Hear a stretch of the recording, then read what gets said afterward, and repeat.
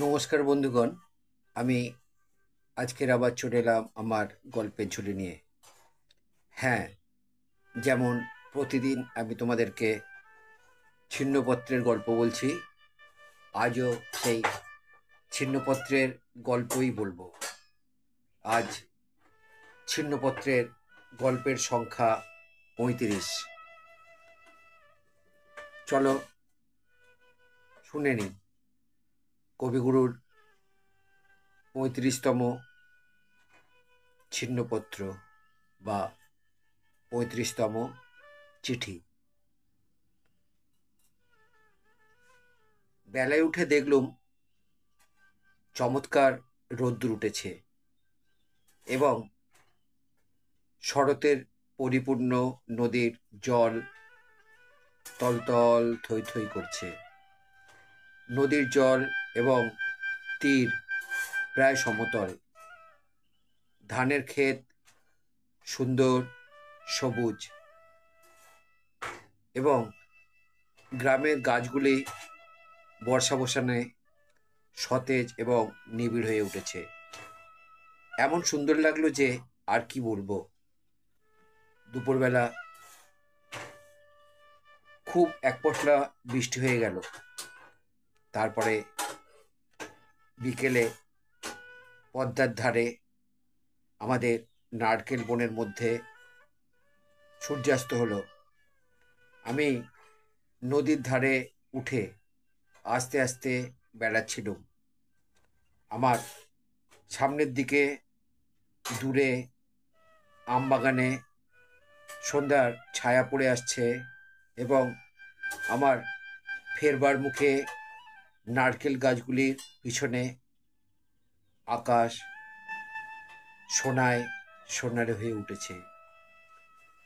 পৃথিবী যে কি আশ্চর্য সুন্দরী এবং কি প্রশস্ত প্রাণে এবং কি গভীরভাবে পরিপূর্ণ, তা এইখানে না এলে মনে পড়ে না।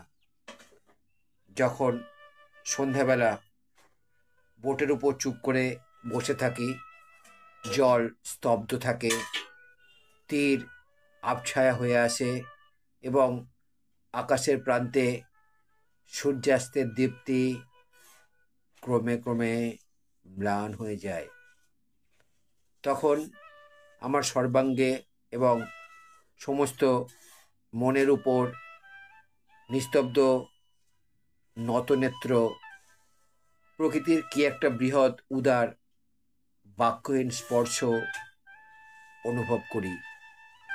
কি শান্তি, কি স্নেহ, কি মহত্ব, কি অসীম করুণাপূর্ণ বিষাদ।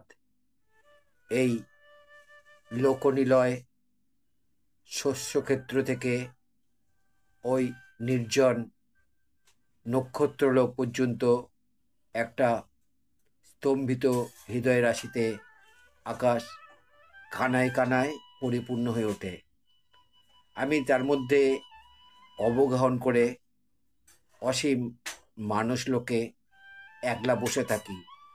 কেবল মৌলবীটা পাশে দাঁড়িয়ে অবিশ্রাম বকবক করে আমাকে ব্যথিত করে তোলে। নমস্কার বন্ধুগণ, শেষ হলো আমার আজকের ৩৫তম ছিন্নপত্র।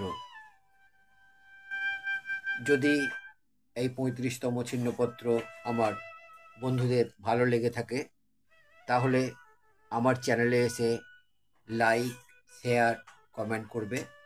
আমার চ্যানেলে নতুন বন্ধু হলে চ্যানেলটি সাবস্ক্রাইব করবে এবং নতুন পুরানো সব বন্ধুর কাছে আমার একান্ত অনুরোধ, আমার চ্যানেলে বেল আইকনটা অন করে রাখবে। তাহলে আমার পাঠানো সমস্ত প্রোগ্রাম খুব সহজেই তোমাদের কাছে পৌঁছে যাবে। আবার নতুন ভিডিও নিয়ে, নতুন প্রোগ্রাম নিয়ে, নতুন ছিন্নপত্র নিয়ে আমি তোমাদের কাছে ফিরে আসব। খুব ভালো থেকো বন্ধুরা, আমার চ্যানেলে থেকো, আমার সঙ্গে থেকো। আমাকে তোমরা তোমাদের সহযোগিতার হাত বাড়িয়ে দিও। নমস্কার, বিদায়।